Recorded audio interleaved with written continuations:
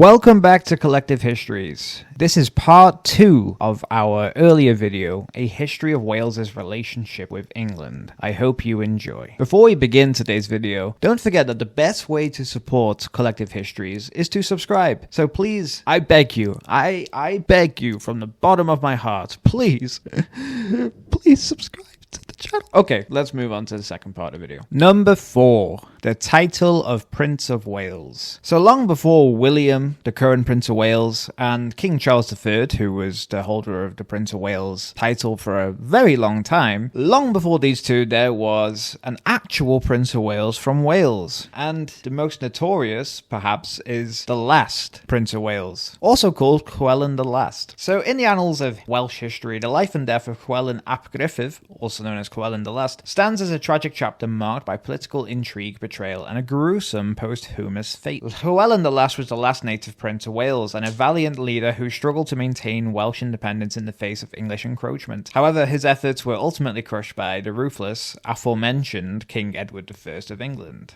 Longshanks. The life of Llywelyn the Last can be its own video in itself, so again, we're not going to go too in-depth here. However, what needs to be known is that essentially there was a war between England and Wales, and England won. King Edward I of England won, and Llywelyn the Last was decapitated. His head was cut off. It was placed at the Tower of London for a long time, not only to humiliate Llywelyn the Last, but also to humiliate Wales. In fact, this was a mockery of the ancient Welsh mythological tradition that a Welsh prince or king would be crowned the King of Britain in London. And of course, this was done to mock him. A crown of ivy was even placed around his head to further mock the tradition. So yeah, the English king, Edward I, was a bit of a bastard, wasn't he? The Romans were bastards. And probably in more ways than one, knowing how the English royals tended to breed. But anyway, I digress because I'm going off topic. This victory for Edward, often named as the English conquest of Wales, resulted in the title Prince of Wales becoming something of a further mockery of Wales and its former traditions, because the title of Prince of Wales would be given to the son of the king or queen as a sort of kingly waiting list. It's given to the heir to the throne, which is why Charles, the current king, had it so long, and they would hold on to this title of Prince of Wales despite not being Welsh or even living in Wales in most cases, and they would keep hold of it until they become king, and then they discard the Prince of Wales title aside, and the next in line to the throne is the one to claim it, and then they suddenly gain a pretend interest in Wales, Welsh, etc. For example, William, despite having always known he was going to one day be the Prince of Wales, has only just announced that he's going to learn Welsh. It seems rather convenient that he is only just learning now that he has the title, instead of taking an interest before when he knew he was going to be the Prince of Wales one day. Anyway, I digress. It's bad. Prince of Wales title is bad, okay? Number 3. The Taff Vale Case of 1901. The Taff Vale case was a landmark legal decision in the United Kingdom that had significant implications for trade unions and workers' rights. It took place in 1901 and involved the Taff Vale Railway Company and the Amalgamated Society of Railway Servants, or the ASRS if you can't say amalgamated.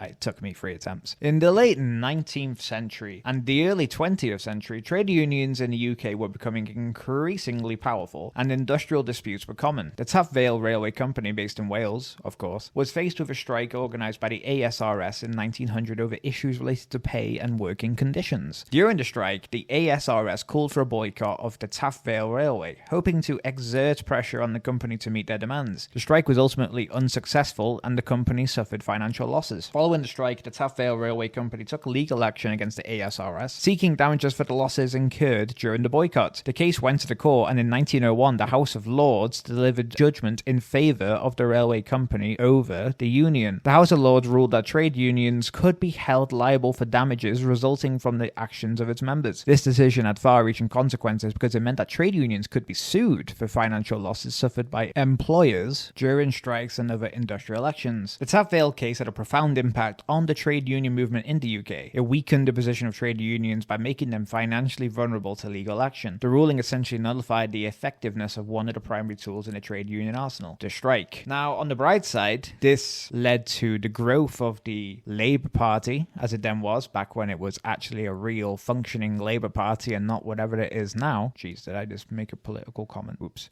And it's a large part of this and the aforementioned mining accidents and all the industrialism that occurred in Wales during this time that Wales today is such a Labour stronghold and it's such a left-wing nation. So the Taff Vale case remains one of the worst instances in Welsh history simply because it was an attack by the English Parliament, or the House of Lords, one above the Parliament. It was an attack by them on the Welsh people, the working Welsh people, and this has become a common theme in history because Welsh workers are often viewed by the English aristocracy as being stupid and they live in the mine, they die in the mine, and so forth. So yes, this is one of the worst cases. Number 2, the Statutes of Rhuddlan. The Statute of Rhuddlan, also known as the Statutes of Wales, were a series of laws enacted by Edward I of England between 1277 and 1284. Notice how Edward I always comes up in the bad things of Wales. It's a coincidence. These statutes played a crucial role in the annexation of Wales by England and had significant implications for the governance and administration of the Welsh territories. So after the defeat of Llywelyn ap Gruffudd, the last native prince of Wales, as we mentioned before, in 1282, Edward I sought to consolidate his control over Wales. The Statute of Rhuddlan was part of a broader legal and administrative framework designed to integrate Wales into the Kingdom of England, which of course fully happened when Henry VIII was... We've already been there. We don't need to continue zoning in on this guy's stupid face. English common laws in Wales. So the statutes imposed English common laws in Wales, replacing Welsh legal customs and traditions. This was a significant shift in the legal landscape of Wales. Additionally, the statutes divided Wales into shires and counties, instead of the former principality as it was, and introduced English-style counties, sheriffalities, and local administrations. The administrative reorganisation aimed to strengthen English control over Welsh territories. The statutes introduced English inheritance laws affecting land ownership and the transfer of property in Wales. This had implications for Welsh aristocracy and landowners. Edward I also initiated the construction of a network of castles across Wales, including notable structures such as Conwy or Carnarvon, as we mentioned in the last video. These castles served both military and administrative purposes, symbolising English dominance, which can still be seen to this day. The statutes encouraged the adoption of the English language and customs. English was promoted in official and legal matters, further diminishing the status of the Welsh language. The statutes created legal distinctions between the newly conquered territories in Wales and existing counties in England. This reinforced the subordinate status of Wales within the English legal system. So ultimately, the Statute of Rhuddlan centralised control over Wales, eroding the autonomy that Welsh rulers had previously enjoyed. It contributed to a decline in the use of the Welsh language in official and legal contexts, as English became the dominant language of administration, and the Statute of Rhuddlan had a lasting impact on the legal and administrative structures of Wales. It marked the beginning of a new chapter in Welsh history, characterised by a closer association with England. So as you can see, this statute is very visible to this day. Wales is still seen as a part of England by some, not by all, because many people, even in England, shout out to the good Sice, even in England there are people who recognise Wales as a separate country with its own traditions, its own culture and its own language. But there are many who don't, especially in Parliament. Jacob Rees-Mogg, we're looking at you, and it continues to be a problem to this day, and hopefully one day the problem will end. So yes, the Statute of Rhuddlan is one of the worst, and we hope one day the statute will be destroyed. Anyway, we finally made it to number 1. Thank you if you're still here. Number 1. The Edwardian conquest of Wales. So we've mentioned Edward I plenty in this video already, and in the previous video. And there's a reason for that. It's because many of the problems Wales has faced over the centuries can cite the Edwardian conquest as the root cause of these same problems. So we're not going to go and explain everything that happened in the Edwardian conquest. This video has gone on long enough already. But we can look at some of the immediate aftermath. So after the victory by Edward was the Statute of Rhuddlan, which we just mentioned,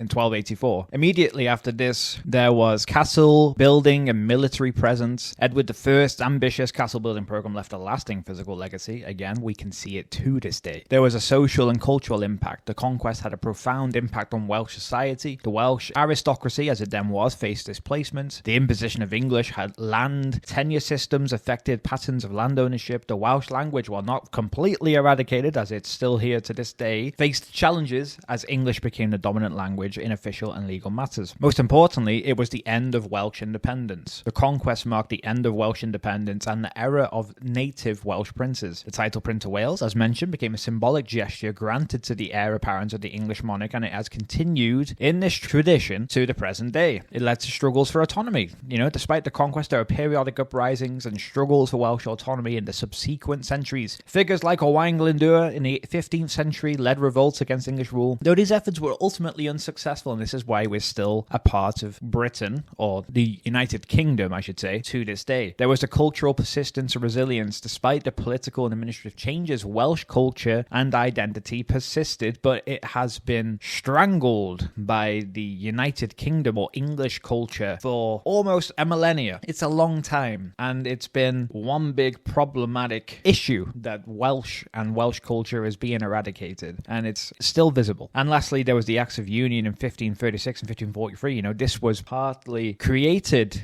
like the first brick of the building of the Act of Union was planted by Edward I and his conquest of Wales. So the Edwardian conquest of Wales was a transformative event that reshaped the relationship between Wales and England. To some, might be a good thing. To others, it's a terrible thing, and it's probably the worst thing England has done. England, not the people, the king, is the worst thing England has done to Wales, and that's why it's number one on this list, which was not done in order, but yet this ended up number one. Anyway, if you would like to follow us on Facebook, please do. We are there under the name facebook.com/Collective Histories page, and if you go to Instagram, we are there too at instagram.com/The Collective Histories, and you can subscribe to us on YouTube. We are desperate for your subscriptions. Please stay with me. Thank you. Have a lovely day, and watch out for Edward I. He is a bastard.